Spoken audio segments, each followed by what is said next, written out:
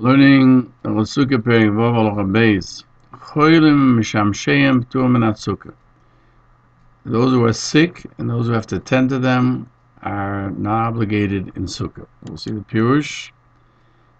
V'lo yichodesh yesh beis hakona, not necessarily a sick person who has a danger of life-threatening sickness. Even if he just has a headache, or he has eye pain, and mitzvah potem min sukkah, who he is considered somebody who is in torment, and if someone can't be in the sukkah because it bothers him, but then he doesn't have the assistants are not freed from going to the sukkah. Be'ezum mitzvah, it was called somebody who is troubled by the sukkah. He can't sleep in the sukkah because of the noise, because of the flies, parushim, and the mosquitoes, and similar items, because there's a terrible smell in that area. My Mishnah cites the Mishnah and Sukkah. They bring the Gemara and the Brayse. Tana Rabbanan. Chacham learned Chodesh Amru. A sick person that we're referring to, loicha is not somebody that has a sakana, even a chodesh that's not in danger of anything, even if he just has pain in his eyes or he has a headache. One time I had pain in my eyes, and Rabbi Yossi permitted me. Rabbi means the greatest man of the generation. He permitted me to go to sleep, me and my assistants, outside of the sukkah. Mitzvah, if somebody is troubled in the sukkah, the one who's troubled has to leave, but not his assistants. My Mishnah cites Sukkah, moreover, in 26a, that the one who's troubled by the sukkah is potter. Any more questions in the Mishnah? Cholen, sick people, and their assistants are potter. Just the chola, and it mentions only the sick person, not somebody who's troubled by the sick. The Gemara answers that by a sick person, his assistants as well are permitted to eat outside the sukkah. But somebody who's troubled by the sukkah, only he is not obligated, but the others are obligated. And we see that somebody who's troubled, it means even from a small problem. From Sukkah's Teishru, we learn Teishru came to Duru, that if you live in your house, in that same way, you're liable in the Sukkah. That if he had a sickness all year, like his head bothered him, or his eyes, then he went out from his house, and he would eat outside, so by a Sukkah, the same rule would apply.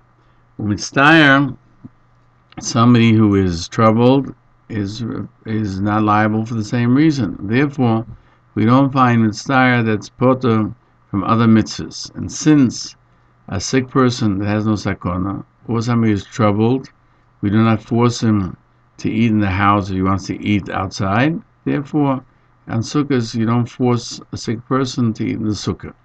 Rabbi Menach adds, we'll learn in Halacha Zayin that Exer Shova 15 to 15 from matzahs, meaning that the 15th of Tishrei and the 15th of Nisan, that in the night of the 15th, in the sukkah is an obligation, and not because of what it says you have to dwell in the sukkah like you live, and therefore he brings in the Chacham Rabbi Shayo in the name of the Chacham Rabbi Shmuel Rabbi Yosef, who heard from his grandfather Rabbi Shlomo that somebody who's bothered is obligated in the sukkah the first night because of it has nothing to do with how you dwell in your house.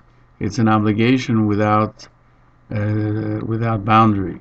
Agos Maimonides cites from Abelezer and Mitz that somebody who is troubled is only referring to when he did it in a place where he could have been able to eat and drink, and then something came along to trouble him. But if to begin with, he did it in a place where he knew he was going to be troubled, he was afraid of thieves, that doesn't alleviate him of the obligation of the mitzvah, and he has to do it elsewhere.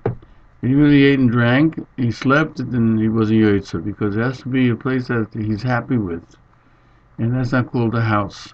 And he adds, Torah writes, not every person can say, I'm mitzvah and don't have to sit there, but only something that's customary among most people. He cites from Rabbeinu Simcha that the one who's troubled is not obligated with the sukkah, he doesn't go out, and he doesn't receive reward, but he's called a hedyot. Yerushalmi, it says that if somebody is not obligated in something and he does it, he's called a hedyot.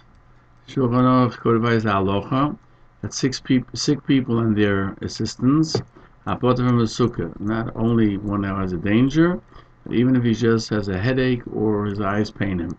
And there are those who say that his assistants are only not obligated if he needs them.